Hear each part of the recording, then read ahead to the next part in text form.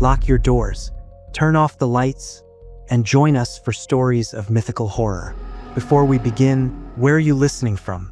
Remember, there are creatures that don't need eyes to find you. This is ExMyth. The decision to spend Christmas in the Austrian Tyrol region was mine. My wife, Sarah, wanted Florida. She wanted humidity and artificial palm trees wrapped in LED lights. I pushed for authenticity. I wanted the postcard Christmas, the 3-foot snowdrifts, the timber frame cabin, the isolation. I wanted to feel removed from the modern world. Be careful what you wish for. You just might get it. We rented a refurbished shepherd's hut about 40 minutes up a treacherous switchback road from the nearest village outside of Innsbruck. When we picked up the keys from the rental agency owner, an elderly man with skin like crumpled paper, he didn't offer the usual tourist pleasantries. He just looked at the forecast, looked at our rented SUV, and handed me a heavy iron key. "The forecast is changing," he said in thick, clipped English. "Tonight is Krampusnacht in the valley below. The parade. Loud noises. Fire." I smiled, thinking it was quaint folklore tourism. "Oh, we're looking forward to the peace and quiet up the mountain. We'll miss the festivities." He didn't smile back. "The mountain is quiet, yes, but the mountain is where they come from before they go to the valley. Keep the fire lit. Stay inside once the sun drops." He paused, his eyes milky and serious. "And if you hear the bells, do not look." I brushed it off. We drove up the mountain as the afternoon light began to fail. The snow wasn't falling. It was driving horizontally, mesmerizing, hypnotizing streaks of white caught in the headlights that made the winding road feel like a tunnel closing in on us. By the time we reached the cabin, the silence was immense. It wasn't a peaceful silence. It was a heavy, pressurized silence. It felt like the landscape was holding its breath. It reminded me of reading about the Great Frost of 1709, when a sudden, unnatural cold snapped across Europe in hours, freezing people in their beds. They blamed ancient winter spirits then, claiming the cold moved with intent. Standing outside the cabin, unloading our bags in -20 degrees, I remember feeling a sudden, irrational spike of anxiety that it wasn't just weather. It felt like a presence. We settled in. We lit the wood stove.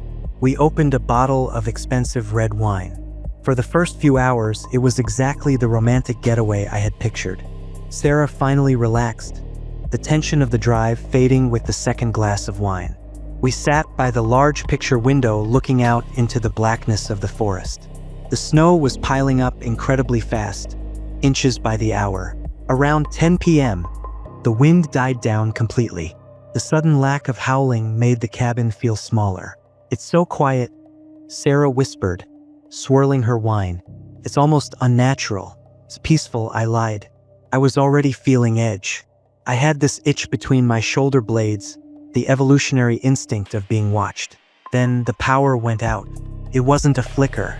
It was an immediate plunge into absolute darkness, save for the orange glow of the wood stove. The electric hum of the refrigerator died. The silence deepened. "Great," Sarah sighed, pulling her cardigan tighter. Authenticity achieved. I fumbled for my phone to use the flashlight. Probably just the weight of the snow on a line somewhere. I saw candles in the kitchen. I got up and moved toward the kitchen area. The cabin floorboards creaked under my weight, the sound explosively loud in the quiet. I found the candles and a lighter. As I struck the flame, the smell of butane momentarily filled the air. I lit 3 candles and placed them on the heavy wooden dining table. The flickering shadows made the mounted deer antlers on the wall seem to twitch. "Thomas?" Sarah's voice was tight. "Yeah." "Got them lit?" "No." "Thomas, listen." I stopped. I held my breath. First, there was nothing. Just the popping of the wood in the stove and the blood rushing in my own ears. Then I heard it. It was distant, way down the valley road, but clear against the backdrop of absolute silence. Ching, clank, ching, clank. It sounded like heavy, rusted metal being dragged slowly over frozen ground. Rhythmic, heavy, and getting closer. We tried to rationalize it for the first 10 minutes. "It's probably a snow plow," Sarah said, her voice betraying her lack of belief. "One of those big ones with chains on the tires." Yeah, I agreed, staring at the black picture window. Plow. But plows have engines. Plows have lights that cut through the trees. This had neither. This was just the sound of wet, heavy impact and dragging metal. It was slow, deliberate. It didn't sound mechanical. It sounded biological, like something massive trudging through hip-deep drifts. Clank, drag, clank, drag. It was at the bottom of our driveway now. The cabin was set back about 200 feet from the main track. My heart was hammering against my ribs. The old man's warning echoed in my head. Stay inside. Keep the fire lit. I moved to throw another log into the stove, my hands shaking so badly I almost dropped it. The surge of sparks illuminated the room briefly.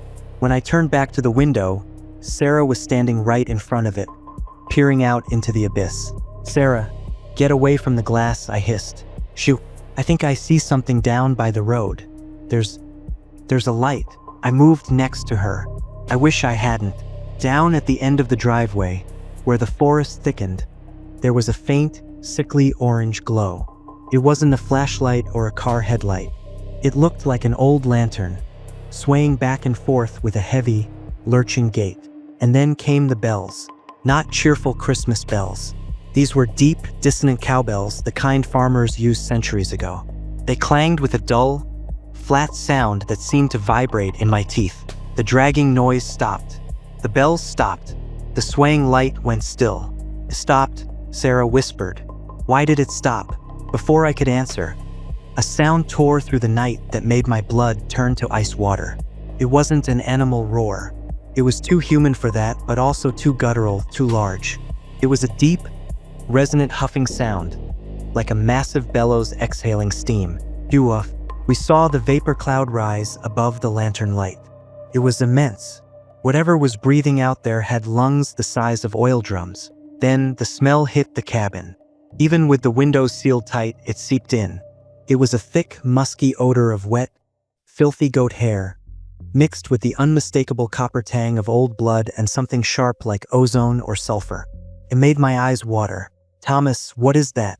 Sarah was backing away from the window now, clutching her throat. "I don't know. Grab your coat. Where are the car keys? We can't go out there. We can't stay in here." I was panicking, irrational. I grabbed the keys off the table. My plan, such as it was to make a run for the SUV and just drive down the mountain blindly. I took one step toward the heavy timber front door when the first impact hit. Wham! The entire cabin shook. Dust drifted down from the ceiling beams. Something massive had just thrown its entire body weight against the front door. Sarah screamed. A high, thin sound that was immediately cut off as she clamped her hands over her mouth. We stared at the door. The heavy iron latch was vibrating. Wham! Harder this time. The wood groaned under the strain. This wasn't the wind. This wasn't a bear. This was intelligent. It was testing the barrier. I did the only thing I could think of. I grabbed the heavy, wrought iron fire poker from next to the stove. Felt ridiculously light and useless in my hands. What was I going to do? Poke it. "Get in the bathroom," I told Sarah, pushing her toward the only interior room in the cabin. "Lock the door. Don't leave me," she sobbed. "Go." She scrambled into the small bathroom and I heard the flimsy lock click. I stood alone in the flickering candlelight, facing the front door, gripping the iron poker until my knuckles turned white. The pounding stopped. The silence returned, heavier than before. I could hear Sarah crying softly behind the bathroom door. I could hear the ticking of my own watch. Then I heard movement on the porch. Heavy, cloven hoofbeats on the wooden planks. Clop, clop, clop. It was walking around the cabin, slowly, inspecting it. I tracked the sound as it moved along the sidewall, toward the large picture window where we had been standing minutes before. I realized with dawning horror that the curtains were still open. I stood frozen in the center of the room, illuminated by the dying fire and 3 candles. I was on display. The footsteps stopped right in front of the glass. I didn't want to look. Every instinct screamed at me to squeeze my eyes shut, but I couldn't. I turned my head slowly toward the window. It was there. It was huge. It had to be nearly 8 feet tall, hunched over slightly to peer into the cabin. It was covered in matted, brownish-black fur that looked stiff with frozen filth. But it was the face that broke something in my mind. It was a grotesque mockery of a goat's face, elongated and skeletal, with leathery skin pulled tight over bone. Two massive, ribbed horns curled back from its forehead, scraping against the top of the window frame. It didn't have normal eyes. Where eyes should have been, there were just deep, recessed pits that seemed to swallow the candlelight. But I felt its gaze. It was sharp, ancient, and incredibly cold. It felt like being judged by a mountain. A long, pale tongue, thicker than my arm, slithered out from between jagged yellow teeth. It licked the glass, leaving a thick, steaming streak of saliva that immediately began to freeze in complex, crystalline patterns. It saw me holding the fire poker. It didn't look angry. It looked disappointed, like I was a spoiled child throwing a tantrum. It raised a hand, a massive clawed appendage that was half human hand, half paw. In it, it held a bundle of birch switches, tied together with something that looked suspiciously like dried gut. It tapped on the glass with one long, dark claw. Tap, tap, tap. The sound was delicate, almost playful, contrasting horribly with the sheer size of the creature. Then it spoke. It wasn't a voice that traveled through the air. It was a vibration in the floorboards, a sound felt in the sternum more than heard in the ears. It was deep, guttural, and sounded like rocks grinding together deep underground. It spoke a single word in an archaic, guttural dialect of German. I don't speak the language, but I understood the intent instantly. It was an accusation. It was looking directly at me, but I knew with sickening certainty that it wasn't here for me. My stomach dropped out. The guilt was an acid rising in my throat. Sarah, the infidelity 3 years ago, the abortion we never talked about, the lies we built this happy marriage on. We had buried it, pretended it never happened, coated it in expensive vacations and fake smiles. But this thing, it smelled the rot beneath the surface. It turned its head slowly away from me, toward the bathroom door. It knew. It didn't bother with the window. It turned back to the front door. Smash. The third impact splintered the door frame. The heavy iron deadbolt ripped right out of the wood, flying across the room and embedding itself in the drywall next to the fireplace. The door swung open, letting in a blast of air so cold it instantly extinguished the candles. The only light now was the frantic orange flickering of the dying fire. The creature had to duck to enter, filled the doorway. The smell was overwhelming now, choking me. I couldn't move. The fire poker slipped from my numb fingers and clattered on the floor. It didn't even look at me as it walked past. The cloven hooves cracked the floorboards with every step. It walked straight to the bathroom door. There was no hesitation. It didn't try the knob. It just reached out with that massive clawed hand and punched straight through the thin wood of the door, grabbing the frame and ripping it off its hinges like it was wet cardboard. Sarah screamed, a raw, primal sound of absolute terror that I will hear until the day I die. I saw a blur of motion in the firelight. I saw the birch switches raised high. I heard the sickening crack of wood against flesh, followed by a choked sob. And then I saw it grab her. It didn't lift her gently. It snagged her by the back of her sweater with one hand, lifting her off her feet like a rag doll. She looked at me over the creature's massive, furry shoulder. Her eyes were wide, void of hope, pleading. "Thomas," she shrieked. I did nothing. I stood there in the warm puddle of my own urine, paralyzed by a fear so total it erased my humanity. The creature turned, carrying her as easily as a sack of flour. As it passed me, it paused. It leaned down, those empty eye sockets inches from my face. Its breath smelled of open graves. It huffed again, a blast of hot, fetid air hitting my face. It was a dismissal. I wasn't worth the effort. I was the one left behind to remember. It walked out the door, into the swirling white storm. I heard the chains rattle. I heard the heavy bells clang. I heard Sarah screaming my name into the wind until her voice faded into the distance, swallowed by the snow and the dark. Then, there was only silence. They found me the next morning. The rental agent had come up with a plow because we weren't answering the phone. They found me sitting by the cold ashes of the wood stove, staring at the shattered front door.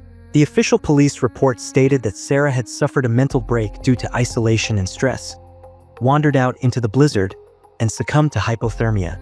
They said the damage to the door was likely caused by a bear attracted by food. They never found her body. They said the snow was too deep, the terrain too rugged.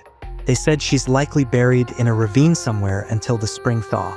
But they won't find her in the spring. I know where she is. I live alone now in a small apartment in the city. Ground floor, no fireplace. I don't fear the dark anymore. The dark is just an absence of light. I fear the bells. Every year, starting in mid-November, the stores begin playing Christmas music. When I hear a specific frequency of jingle bells on the street, my throat closes up. I can't breathe because I know what follows the bells. I know what travels in the shadow of the saint. Tonight is December 24th. If you are sitting in a warm house surrounded by family, feeling safe, do me a favor. Turn off the music. Stop talking. Just listen. Listen past the wind outside. Listen for the sound of heavy iron chains dragging on frozen ground. And if you hear it, for God's sake, don't look out the window. And don't bother locking your door. If it's coming for you, a lock won't make a difference. It already knows your sins. Welcome to ExMyth.